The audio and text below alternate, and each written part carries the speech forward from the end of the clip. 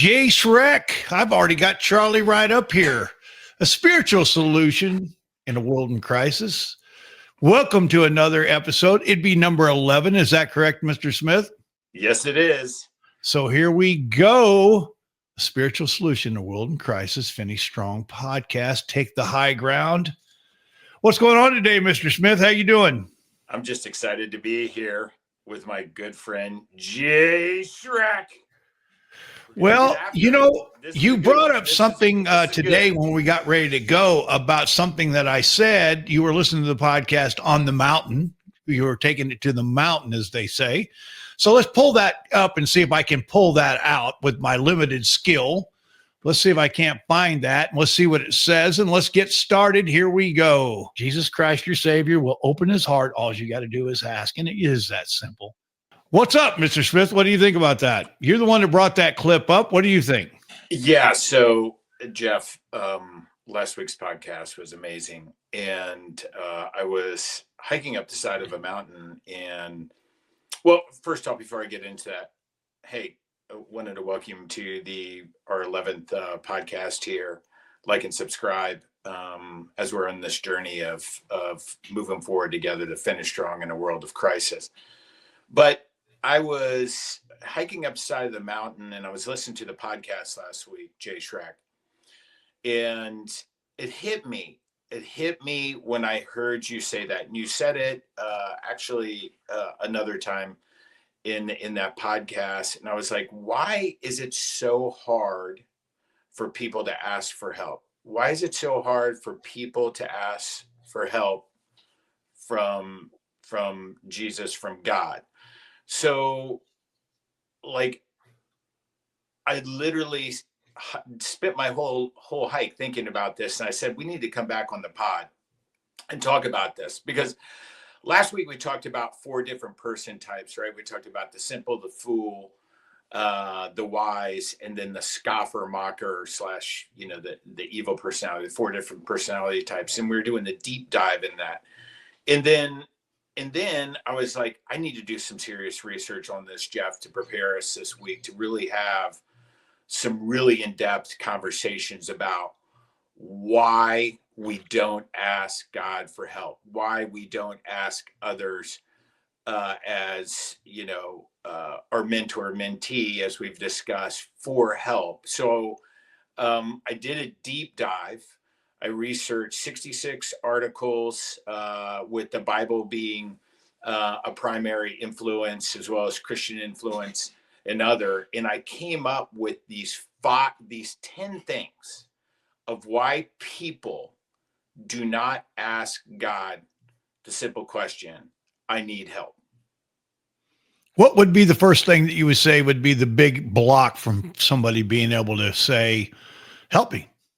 Okay, so our top 3, we could probably stick on these. So I don't know if we'll get through all 10. We'll try to.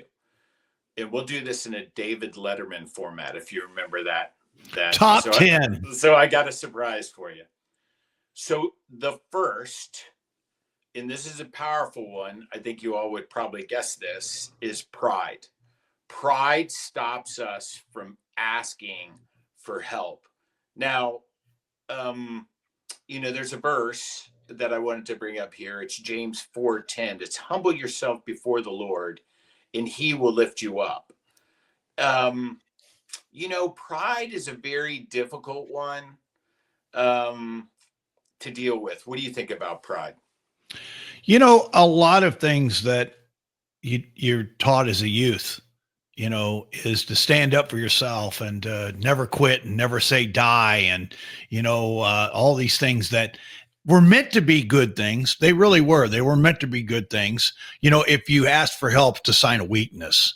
The thought behind all that was good, I think. I don't think our parents tried to run us down the wrong road, but the truth of the matter is, power and intelligence comes from knowing that you don't know everything, and that, ask for help, ask for answers. That pride says that,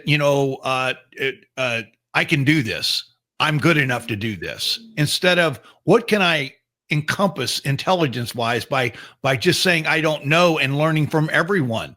That's just not the way that most people I know in my neighborhood were brought up. You gotta persevere to the end. Well, perseverance is a great thing, but there's a limit to everything of when you say, you know what, God, please just help me.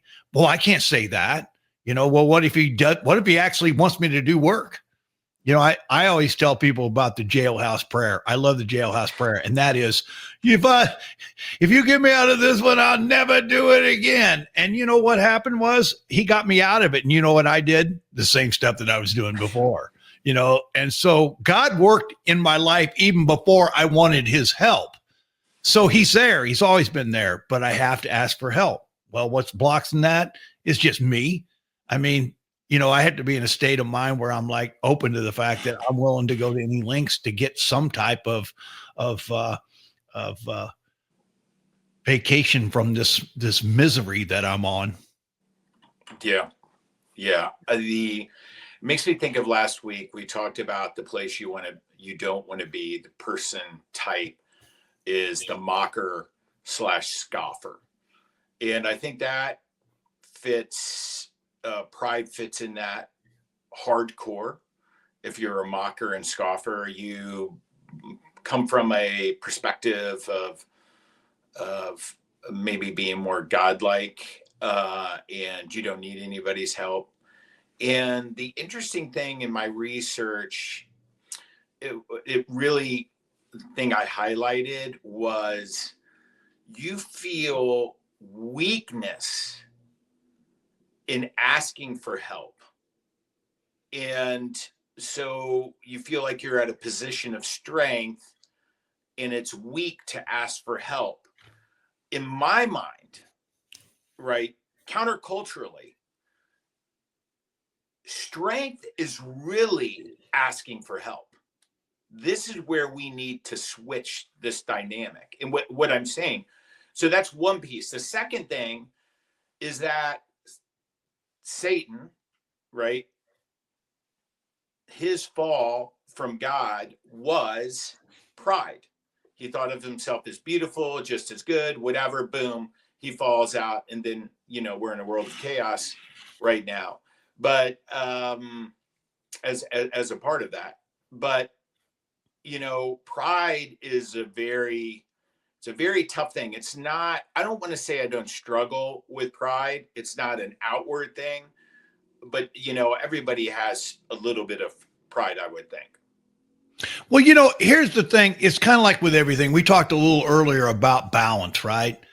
And I don't think the word itself, pride, is not a bad thing. If you took pride in doing a good job, you took pride in getting to work on time, you took pride in being disciplined enough to meditate and to pray every morning. It's like everything, though. It's when it goes over the line of a little pride, and then all of a sudden, what happens is when I take credit for my actions, and I say, "Well, I did that," right? And I take that pride over and I kick it up a notch because I take credit for God's work.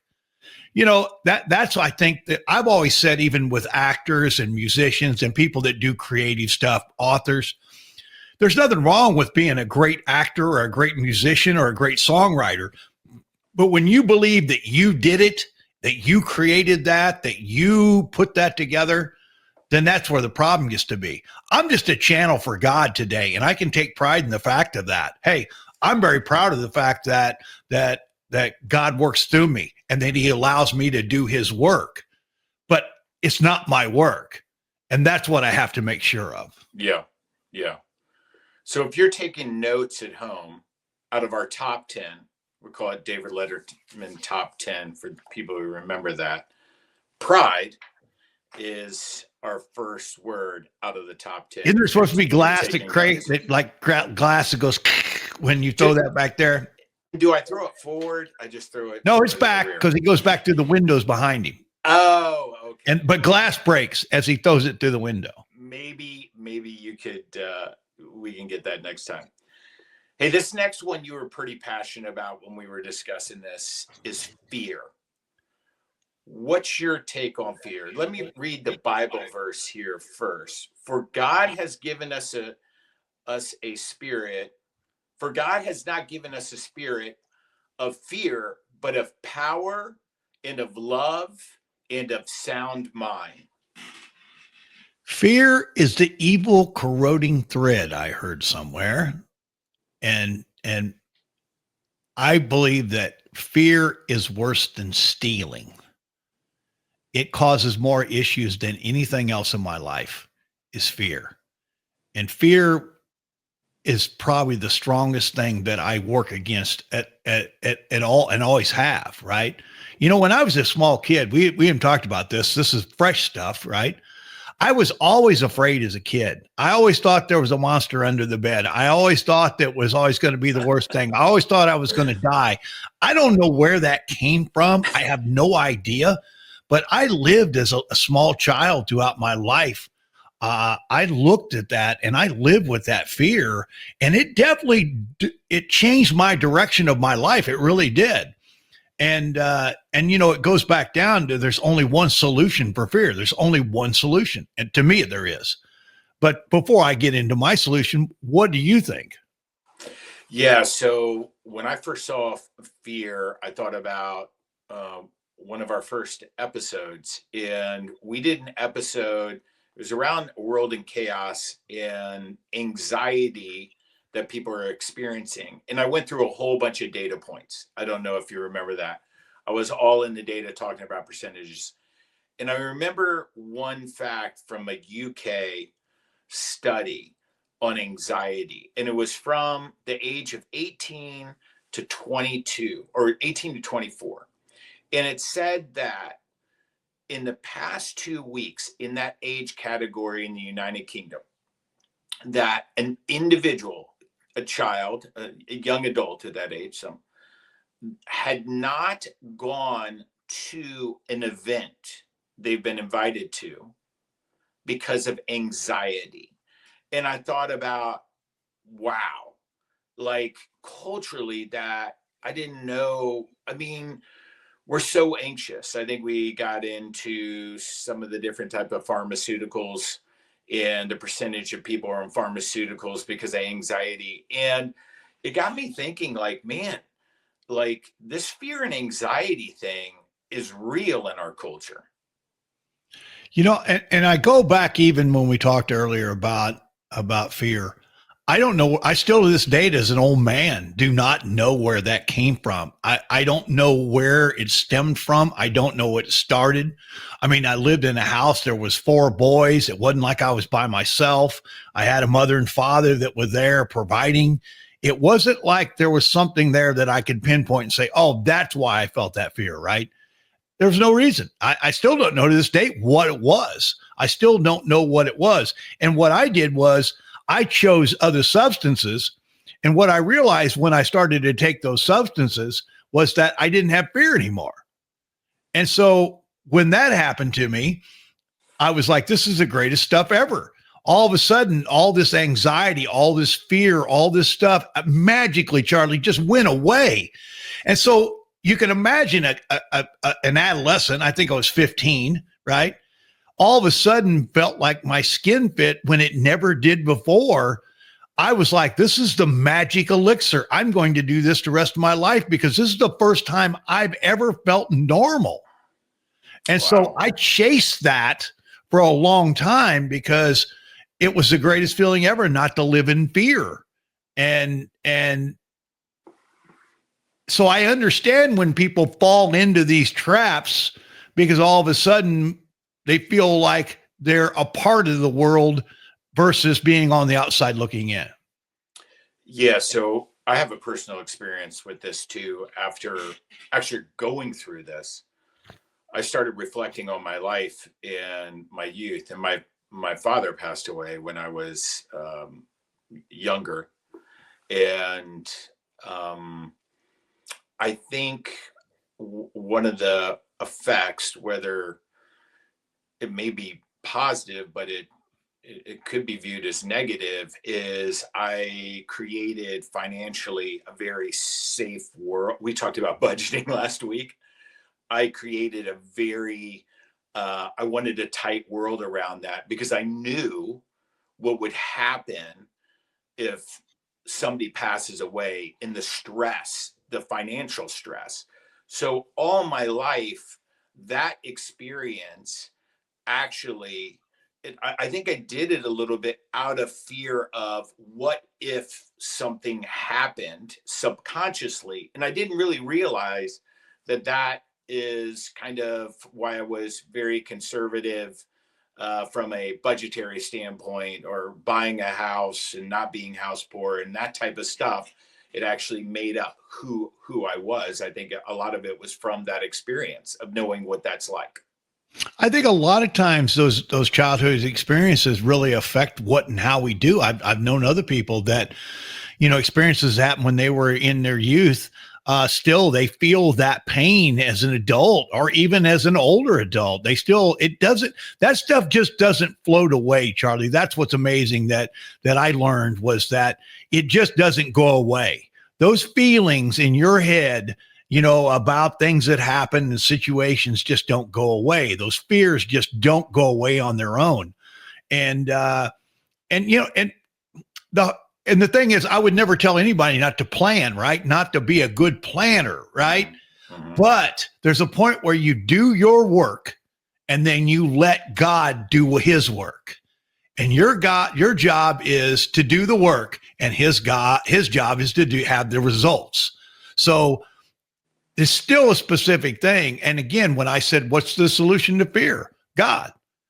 And I either God is everything or he's not. And if he's everything, my situations are going to be, anytime I run into those fears or situations or even pride, I ask God, remove this from me, please. Let me do your work. Let me do your work, not my work. And then I trust if I do his work, then my work will be taken care of. I'll get everything that I need and everything that I want. And that's been the true story in my life, is that once I figured out the solution was God, and that I still had to do the work, but I let God have the results which he deserves. And the great thing is, when God has the results, I'm not responsible for something failing or succeeding, either one. That's not my business. My business is to show up, and my business is to do the work. What do you think about, I think this is a big stealth one, right? So I want to spend some time on fear. So what do you think about somebody, let's say they go to church, they're a Jesus follower, they're doing all the right things you would think in society, being a good being a great spouse, being a great father or mother, and they still struggle with fear and anxiety about everything going around. Because I talked about the youth, but now I'm talking more adults. Why do you think people don't move out of, let's say, that anxiety piece as a youth? We were talking about the simple, right, last week, and move more into a realm of not struggling with this anxiety, not struggling with fear. Because I know people that struggle with this, that are in my community, and my heart goes out. I don't have any, it doesn't sound like there's a simple solution, but what's your take on that? And the first thing I think about, Charlie, is this. If you think about the craziness of the world. So if you look at, there's 24 hours in the day, and there's 7 days a week, and your medicine for the week is 1 hour in church. So you're going to take 1 hour in 7 days, and your medicine and solution to your life is 1 hour, right? What's that really going to do? To show up one place, whatever your religion is, right, for 1 hour, and to think that I'm going to be comfortable and calm and godly in 1 hour, when that's all that's doing is, see, my theory is that you work through all this stuff, and that you have spiritual mentors. Maybe you need to go see professional help. Maybe you need to go see a psychologist. God put these people on our earth to help us. but we still have to ask for help. But I've never met anybody that just worked their way through something. Well, you know what? I just sat down one day and said, you know what? The anger that I have to my father, I'm just going to work through it and I'm going to be done. And those people are rare and minimal. You have to work through it. You have to find that spiritual mentor. You have to understand what the truth is. And the problem with this stuff, Charlie, is that you can't see it yourself. I can't fix me. That's the whole deal. I can't fix me. So I have to seek someone else. And I believe that's God's plan. In my life, it's that my solution, God works through other people. And so that's important to me, is that I need to open up to another person, because in reality, when I open up to them, guess what happens? They probably get help too. And the solution's always God. But sometimes even me talking to God doesn't work either. I need to get God's answer through another human, because I believe that's what God created all of us here for a purpose, and that is to help each other. And if I'm stuck in my own little world and my own little fears, then I'm not only helping myself, but I'm here to help other people as well. So I'm here to get help, and I'm here to get help. And I think that's the missing ingredient in the world. And we need spiritual mentors in this world that do it because they have a gift and they want to get the gift, but they also want to receive the gift. I guess that's what you would call doing the work, right? Doing the work. And that, I think, doing the work, if you're mentoring somebody, you might be doing the work at that time, not just helping somebody out, but also some self-reflection on yourself. Hey, I'm going to close this one out with a verse, because I feel like it's a really important stealth thing in our society, this fear. But here's a verse on this one. Do not be afraid. Do not be discouraged, for the Lord your God will be with you wherever you go. That's Joshua 1:9 out of the Old Testament. So, Jeff, do you want to give the sound effects here? Fear is... That's about a horrible sound effect. That's why in Hollywood, I'll never make it as a sound effect. Whatever that is. There's three that were way above the other. Not way above, but above. And this is in the top 10. So let's call the top three are big ones. In our next one is something you don't really hear this word in our vocabulary. And it's doubt.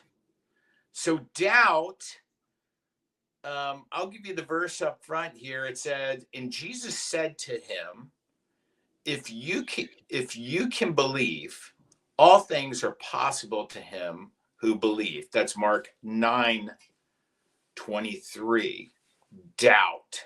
You hear doubt creeping in, Jay Shrek. What do you think about doubt? I think doubt's the greatest word ever if you use doubt the way it needs to be used, right? Well, I doubt this will happen, or I doubt that's going to happen, or I doubt all that. But then when you take that doubt and you say, okay, I have doubt, but who doesn't have doubt? God doesn't have doubt. And so doubt can be a great word. If your doubt says, well, I doubt I can do it, but I know who can. And that's the thing about doubt is that if you use it in a faith without works is dead, right? You have to work it. So it's okay to say, I don't think I can do this, but I know God can. So it's again, taking that doubt. The problem is people go, oh, why'd that happen to me? Well, I doubt nothing's ever going to happen good for me. I doubt that I'm ever going to get this. And I doubt, and that's the self-pity, right? That's the evil corroding thread of self-pity that digs in there that says, this self-doubt. And then all of a sudden, you get yourself in a place you can't get out. You mentally can't get out of that hole. But if doubt comes in and says, well, yeah, I doubt I can do that. But you know what? I know who can. I know God can do that. And that's the whole thing is that, all these have the same solution to me. What's the solution? God. That's it. And, what I would suggest to anybody is that they say, and that's a simple question, right? Like to say, okay, that's easy for you to say it's just God. Well, I mean, am I in a situation where, do I say to myself, God, I haven't maybe lived the best life, or I struggled throughout my life. I am willing right now to turn my life and my will over to you, and I will do your bidding, and I will do that. And if you will take care of me, I will take care of you. And if I do that every day, and it's one day, it's every day, right? Every day I get up and I ask God, guide and direct me. Let me do your bidding today. And if I do that, and then my whole day is consistently working on how can I make my workplace better? How can I make the people on the highway better? Why don't I let that guy in on the highway instead of squeezing him off, right? Why don't I let him in? Why don't I work that? And then when I have doubt throughout the day, well, is this really going to work? God, I got you. Help me, please. And it goes right back to that. Even if you don't believe this, Charlie, I will challenge anybody out there, try it. Try it, and then get on here and comment later that, I tried this all day and it was horrible and it didn't work. Let me know that, right? But what you're going to find out is all of a sudden your fear is going to melt away. Your doubt's going to melt away. Your pride's going to melt away if you're doing God's work.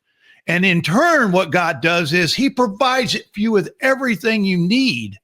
It's a reverse of, that weakness of surrender. Surrender is the strength. That is when you say, I can't do this, but God can. Mm-hmm. And if you let him, he will change your life if you let him in. Mm-hmm. Mm-hmm. He's already there waiting. But you got to knock on the door. You have to be willing to do the work. Yeah, do the work. Doubt questions God's existence, his goodness, and his willingness to help.